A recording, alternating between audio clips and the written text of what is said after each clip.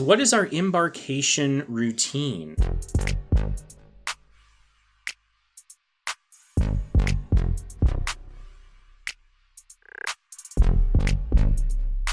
One of the frequent questions we get through YouTube comments, and YouTube comments is how we get a lot of our questions nowadays, so feel free to reach out to us that way, is do we have an embarkation routine? A lot of people have like different things that they like to do on that first day.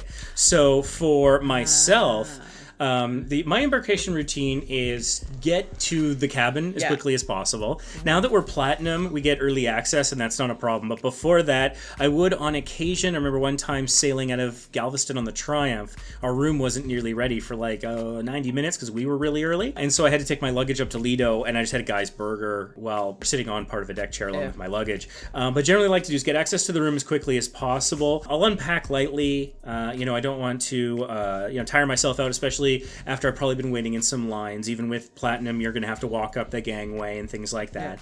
And so it's often sort of a travel day. But what I like to do is I like to get into shorts and flip-flops, get those socks off. It's almost like Die Hard, where they say, like, make fists with your toes on the carpet. Yeah. I don't know if that has an impact or if it's psychological or what, but I do it and it feels great. Get to the cabin as quickly as possible, take off my shoes and socks, get into some shorts and flip-flops. Make sure that the essentials is taken care of. Like I've got my sail and sign card. It's, it's the proper status.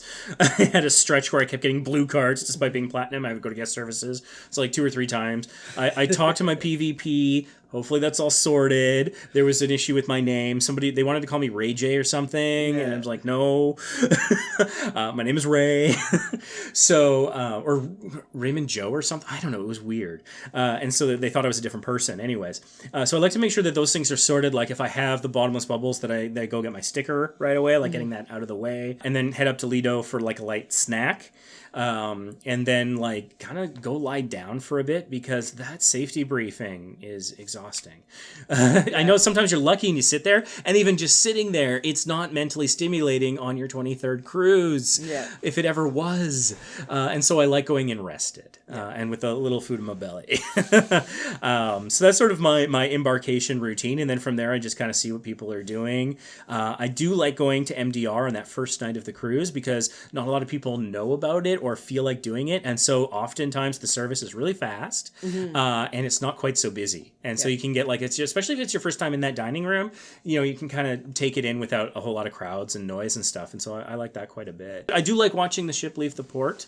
Maybe I'll go find a hidden deck. If you're not sure how to find a hidden deck, we've got a video on YouTube that shows you how to find the hidden decks on every Carnival ship. It doesn't matter the class. It's a process that works every time. That's one of the things I like to do, go to a hidden deck and watch the ship leave is nice. That's sort of my embarkation routine. So what do you like to do on that first day? It's largely the same of what I like to do. Again, the mobility thing is still something that kind of... that's kind of the 11th hour decision of, okay, what am I going to do? What do you feel up to? Yeah, exactly. And we'll bring that to you so you guys can kind of see what's available. Because I think cruises do a really good job, Carnival Cruises, really do. Of making things as accessible as possible. But sometimes the proof is in the pudding. And sometimes they've got procedures and facilities in place, but then sometimes the guests get in the way. Yeah. And so we'll kind of bring you that dimension of cruising going forward. Yeah, as my accessibility needs increase, I'm becoming more cognizant of what it is that places like Carnival and hotels and just everywhere around, what they're doing to make things more accessible for people. And really, Carnival is doing a really, really fantastic job, especially with their new class. I don't know about the older classes, but I know with the new class, for someone who, for instance, is in a scooter or wheelchair or something like that, and they're calling an elevator, there's actually a dedicated button that they can push. On some classes. This is specifically on the new class, the Vista class. The Vista class, so a dedicated elevator will come for that particular person directly to that floor, and it won't pick up people, so that it's guaranteed to be empty, basically. What I have noticed though is they're perhaps not the greatest at communicating that to people who have that. So it's only by observing other people telling people who need this. We've pieced it together through scant Yeah. evidence we've picked up in our Yeah. experiences. Like a and detective. So, Like a mystery. But it's beneficial for me because that's, quite frankly, something I'm going to need in the future. And so that kind of is interesting. But yeah, but as far as embarkation routine, I like to get to the cabin and drop off all of our stuff ASAP, especially because...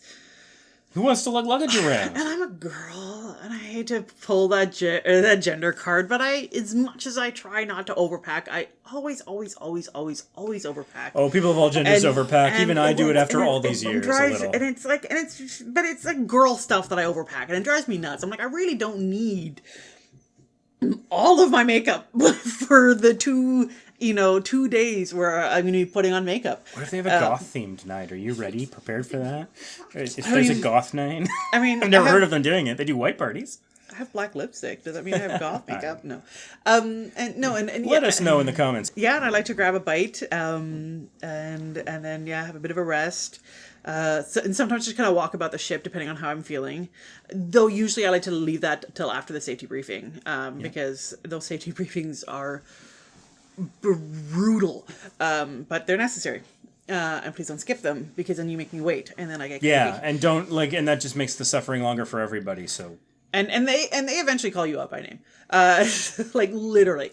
So that's and at the request of some of our listeners and viewers, we've actually taken to filming safety briefings. So if your name gets called out and Vacation Impossible is in attendance, your name might end up on our YouTube channel. Yeah, absolutely. People enjoy all aspects of cruising, and like a lot of people have watched those safety briefing videos that we've put up, and I don't get it. Yeah. I'm happy to do it. But I don't understand the people who would want from home to watch. I mean, I can understand if you haven't cruised yet, and you want to know what you're in for. I know that there's certain people, like certain parents of autistic children, for example, really want a good understanding of everything that's likely to be encountered, and that's part of why we're really happy to provide that. Yeah, like the sensory exposure. But some people just enjoy watching safety briefings on YouTube. I don't get it, but I'm happy to make you happy. That's pretty much our embarkation process. There's not really a whole lot to it. We kind of just fly by the seat over pants and just...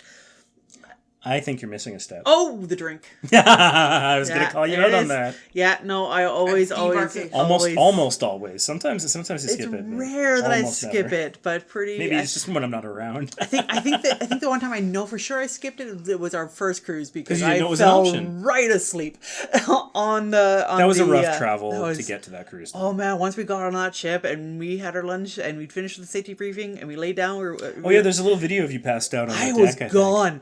I was absolutely gone. There was no force in the verse that was going to wake me up until I was ready to wake up. And but that was a good nap. Yeah. Oh, that was a good nap. Oh yeah, cruise naps are the best. That's one of the reasons I love balcony. Cruise naps are fantastic. Oh, and balcony naps or Serenity deck naps. Yeah. One thing I love to do is if I have a balcony, I'll go out there, lie down, and I'll throw on a podcast. I like the Completely Unnecessary podcast. Or if you'd like the Vacation Impossible podcast, hopefully our dulcet tones are not too creaky. Well, I was going to say, wakefulness inspiring. If you want to listen and nod off listening to us, you're certainly welcome to.